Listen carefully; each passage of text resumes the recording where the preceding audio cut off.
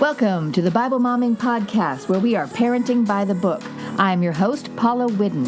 This podcast is for women who struggle with regular mom stuff, but also long to have their kids grow closer to Christ. It's a lifetime journey, and we're in it together. As a real mom, you just never know where I'll be podcasting from, but I'll always be available for you. Now let's get started. Hey, mamas, I am so glad to be back here with you. Happy New Year, and welcome to the second season of the Bible Momming Podcast. My name is Paula Whidden, and I am your mentor mom for this Bible momming journey that we are all on. My girls are 14 and 18, and I have been testing out things on them for years. Some were great, some were not. Let me help you, mamas. You can learn from my mistakes as well as my successes and those of other great Bible moms that I want to introduce you to this season.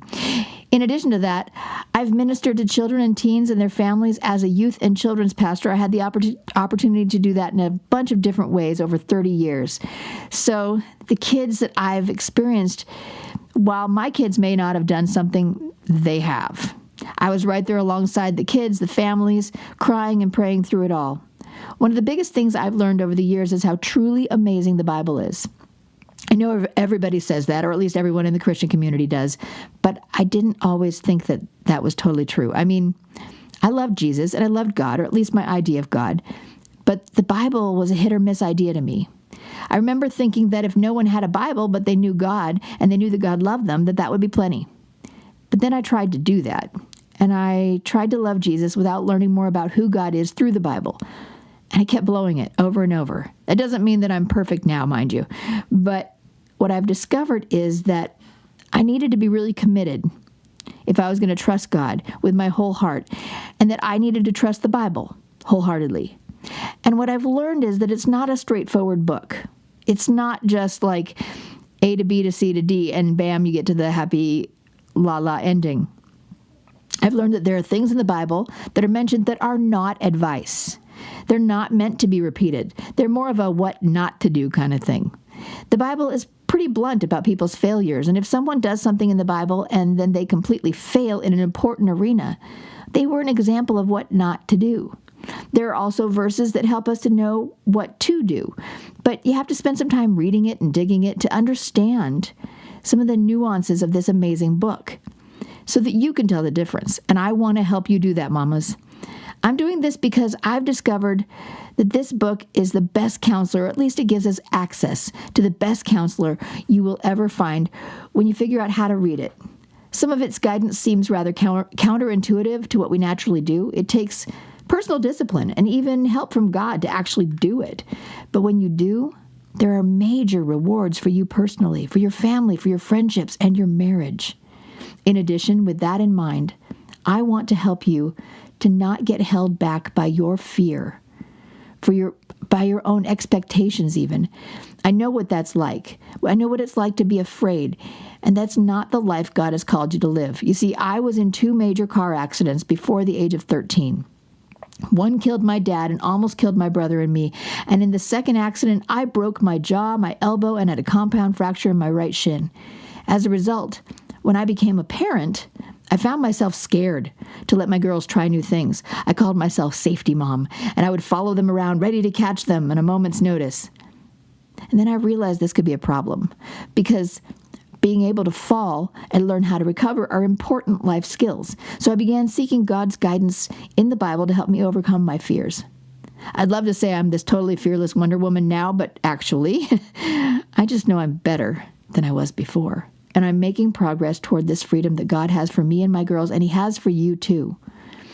I knew I had been making some great progress when I sat beside my daughter as she competed in a mixed martial arts boxing tournament, and my job was to roll toilet paper and pack her bleeding nose because she wanted to keep fighting, and her coaches said she was capable.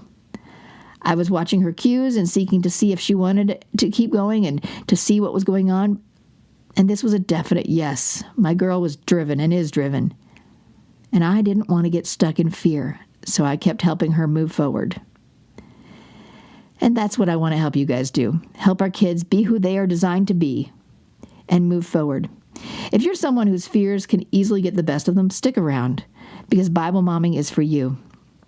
I will share with you lessons I've been learning and help you meet some other amazing Bible moms who are doing their best to guide their kids. I want to help you understand that this Bible momming thing isn't just one little stereotype. God's community and the family of God is rich and intricate and filled with all sorts of amazing people. In this season, we're going to talk about things adoptive families wish you knew. Our family being so messed up, how could we possibly even be biblical? I'm going to talk to an amazing mom who's gone through quite a journey on that. We'll be talking about forgiveness in the family. We'll deal with the issue of pornography. We're going to be hopefully talking about how to be a great mom with special needs kids, embracing our own weird trips that we can take as a family that will help us grow as amazing people, how our vacations and missions can help us raise our kids to be blessedly different in this world. We're going to be talking about teaching communication skills to our kids and about angry mama stuff. If you've ever been there, you know what that's like. I actually spoke with somebody recently who coaches a lot of women, and I said, do you ever deal with the issue of anger? He says, oh yeah, that's most of the moms in the area. We can do this, mamas. We don't have to live inside that space. We are fearlessly seeking the guidance of God and the guidance He has for us in this great book.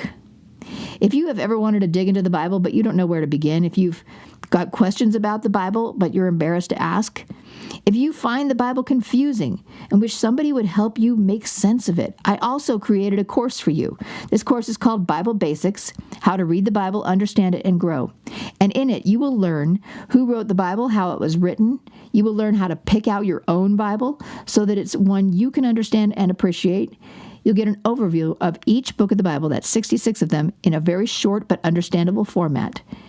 You will understand the historical significance of the Bible, and I will guide you so that you will begin your own study of the Bible that connects with what you want to learn.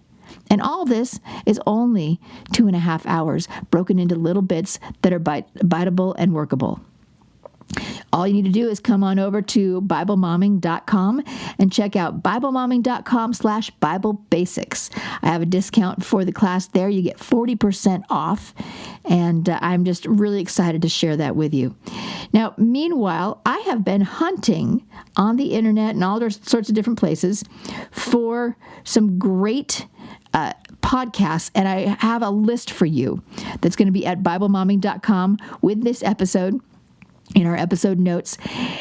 If you have been trying to figure out podcasting and you found this, but you want to find more, I've got some great stuff that I found for you. There are some amazing moms who are doing great stuff, but also things that can be helpful as a mom. For example, I have found a great podcast called Fix It, and it deals with how to fix things around your house. I know some of you are single moms, or maybe your husband works really hard and you just don't want to ask him to do everything because you're capable, you can do things. Well, the Fix It podcast has been helpful for me, and so I figured I'd share that with you. If you are curious about being able to cook better, I found a couple good cooking podcasts. There's some really great stuff out there, and I want to encourage you to check it out. Thank you for listening to this podcast. I appreciate you. And if you want to make sure to get this out to other people because it's worthwhile to you, please subscribe to the podcast wherever you're listening. Click that plus or that check mark, and then as you scroll down to the bottom of wherever you're listening, if you're on the internet and you scroll down, usually toward the bottom is where you can leave a rating or a review. Or if you're on Apple iTunes, same thing. Toward the bottom is where you can leave a review. Or I think they even have their own tab if you're on the computer. But on a phone, scroll down toward the bottom and you can click a star for how many stars you want to give us. Of course, I love 5, but I want you to be true to you. And then you can also leave your own review. This is hugely helpful. It would be a big blessing for me if you can do that for us so that way other people can see what you put out there and they go, oh, that person said that. And it becomes a way of verifying that there's value to this podcast. Happy New Year. Looking forward to it. I've enjoyed this time we have together. I know you have plenty of things to do and many options. So thank you for listening. Remember, love is patient, love is kind, and that is never more real than in our families. God bless you and have a great week.